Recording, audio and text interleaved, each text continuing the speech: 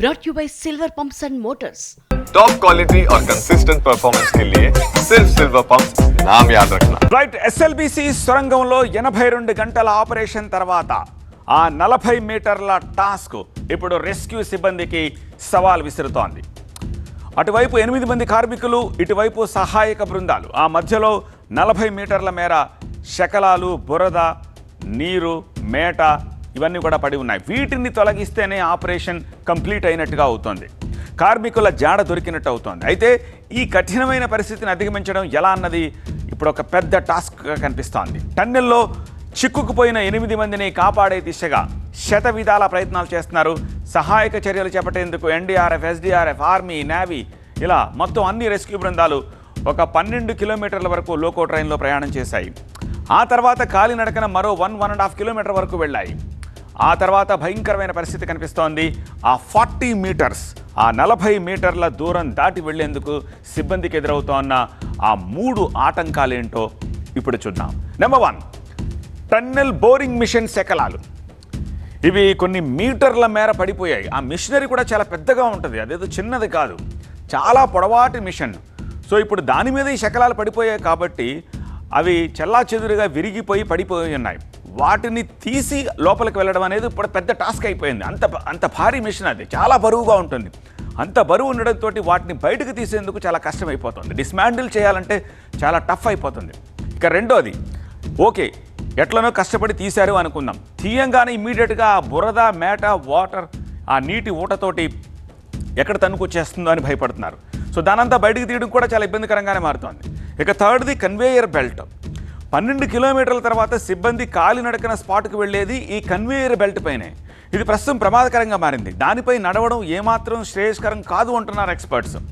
దాన్ని రిపేర్ చేసేందుకు ఇంజనీర్ల బృందం లోపలికి వెళ్ళింది.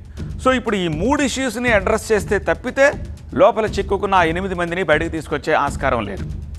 నిజానికి ఆశలు సన్నగిలుతున్నాయని చెప్పేసి అందరూ చెప్తున్న మాట, కానీ ప్రయత్నాలు అయితే కంటిన్యూ అవుతున్నాయి. రెస్క్యూ ఆపరేషన్కి సంబంధించి ఎన్డీఆర్ఎఫ్ కమాండెంట్ ప్రసన్న కుమార్ ఈ ఇష్యూస్కి సంబంధించి ఏమంటున్నారో ఒకసారి చూద్దాం. టీమ్స్ అన్నీ కూడా 13.5 కిలోమీటర్ల దాకా వెళ్ళగలిగి అక్కడి నుంచి అతి కష్టం మీద కొన్ని ఇంప్రొవైజ్డ్ డివైజెస్ తోటి లోపలికి వెళ్తున్నారు. 40 మీటర్స్ మాత్రమే మిగిలిందనమాట. సో అదేంటంటే అతి కష్టం మీద లోపలికి వెళ్తున్నారు ఇప్పుడు దాకా, ఎందుకంటే డెబ్రీస్ కానీ ఆ మిషన్, టీబీఎం మిషన్ అన్ని ముక్కలన్నీ ఉండటం వల్ల. ఇప్పుడు బురద ఉండటం వల్ల మాకు ప్రాబ్లం అయిందనమాట. సో ఇప్పుడు బురదలో ప్రోబోస్కోప్ అనేసి నిన్న లోపల ఎక్విప్మెంట్ పంపించాము, డ్రోన్ ఎక్విప్మెంట్ లోపలికి పంపించాము. సో వీటన్నిటితోటి ఎక్కడైనా హ్యూమన్ లైవ్కి సంబంధించి ఎక్కడైనా టెలిటాలీ సైన్స్ ఉన్నాయా అని చూస్తున్నాము. ఇంకోటి వచ్చేసి ఏంటంటే మా వాళ్ళు వెళ్ళినప్పుడు కూడా పేర్లతోటి పిలవటం జరుగుతుందన్నమాట. పేర్లతో పిలిచి ఎవరన్నా వినిపిస్తుందా, వాళ్ళ సౌండ్స్ వింటున్నాయి. ఇప్పుడు మా డాగ్ స్క్వాడ్ కూడా వెళ్ళింది, స్నిఫర్ డాగ్.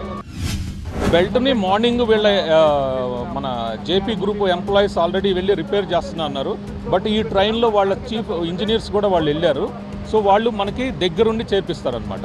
ఇప్పుడు జేపీ గ్రూప్ నుంచి 3 సీనియర్ ఆఫీసర్స్ కూడా మా టీంతో వెళ్ళారు.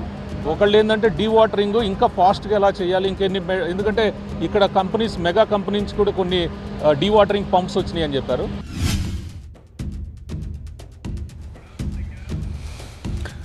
సో అవి ప్రాక్టికల్ ప్రాబ్లమ్స్ ఆయన ఎక్స్ప్లెయిన్ చేస్తున్నారు. ఇక సొరంగంలో కార్మికుల్ని గుర్తించేందుకు ఆయన చెప్పారు స్నిఫర్ డాగ్స్ని తీసుకెళ్తున్నాము, అలాగే ర్యాట్ హోల్ టీమ్ 7ను కూడా ఉపయోగిస్తున్నాము. ఇక రోజులు గడుస్తున్న కొద్దీ బాధిత కుటుంబాల్లో టెన్షన్ కూడా పెరిగిపోతోంది. ఒక్కొక్కరుగా ఎస్ఎల్బిసి ప్రాంతానికి చేరుకుంటున్నారు, తమ వాళ్ళ ఆచూకీపై ఆరా తీస్తున్నారు, ఆదుర్దగా ఉన్నారు.